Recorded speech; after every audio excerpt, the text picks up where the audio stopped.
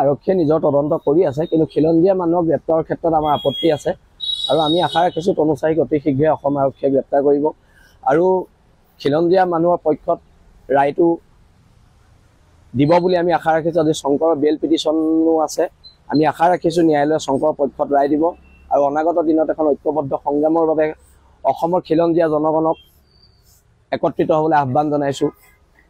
এই সংগ্ৰামখন বহিৰাগত মানুহৰ বিৰুদ্ধে, বাংলাদেশীৰ দপদপনিৰ বিৰুদ্ধে আৰু এতিয়া এই সংগ্ৰামৰ ধাৰাত প্ৰত্যেক খিলঞ্জীয়া মানুহ বীৰ লাচিত সেনা নামৰ সত্তাটোৰ লগত জড়িত হৈছে। তাৰ বাবে খিলঞ্জীয়া জনগণক ধন্যবাদ জনাইছোঁ আৰু অনাগত দিনত এখন ঐক্যবদ্ধ সংগ্ৰাম হ'ব আৰু এই ঐক্যবদ্ধ সংগ্ৰামে জাতিৰ মুক্তিৰ পথ মুকলি কৰিব।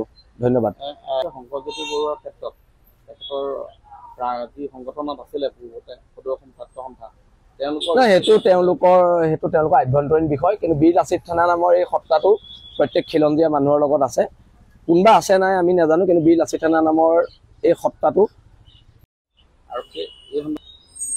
আৰক্ষীয়ে নিজৰ তদন্ত কৰি আছে, কিন্তু খিলঞ্জীয়া মানুহক গ্ৰেপ্তাৰৰ ক্ষেত্ৰত আমাৰ আপত্তি আছে আৰু আমি আশা ৰাখিছোঁ তনুচাৰীক অতি শীঘ্ৰে অসম আৰক্ষীয়ে গ্ৰেপ্তাৰ কৰিব আৰু খিলঞ্জীয়া মানুহৰ পক্ষত ৰায়টো দিব বুলি আমি আশা ৰাখিছোঁ। আজি শংকৰৰ বেল পিটিশ্যনো আছে, আমি আশা ৰাখিছোঁ ন্যায়ালয়ে শংকৰৰ পক্ষত ৰায় দিব আৰু অনাগত দিনত এখন ঐক্যবদ্ধ সংগ্ৰামৰ বাবে অসমৰ খিলঞ্জীয়া জনগণক একত্ৰিত হ'বলৈ আহ্বান জনাইছোঁ।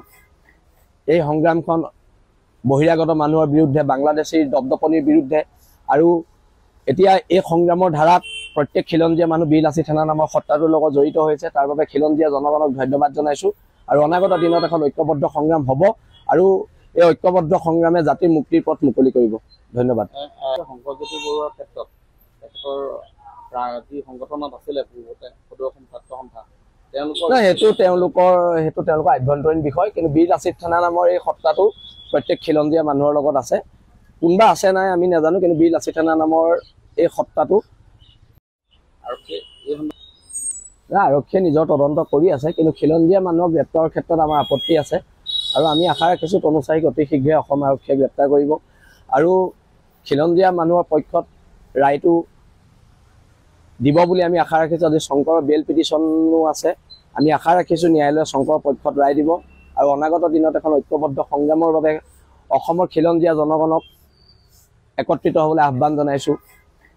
এই সংগ্ৰামখন বহিৰাগত মানুহৰ বিৰুদ্ধে, বাংলাদেশীৰ দপদপনিৰ বিৰুদ্ধে আৰু এতিয়া এই সংগ্ৰামৰ ধাৰাত প্ৰত্যেক খিলঞ্জীয়া মানুহ বীৰ লাচিত সেনা নামৰ সত্তাটোৰ লগত জড়িত হৈছে। তাৰ বাবে খিলঞ্জীয়া জনগণক ধন্যবাদ জনাইছোঁ আৰু অনাগত দিনত এখন ঐক্যবদ্ধ সংগ্ৰাম হ'ব আৰু এই ঐক্যবদ্ধ সংগ্ৰামে জাতিৰ মুক্তিৰ পথ মুকলি কৰিব। ধন্যবাদ।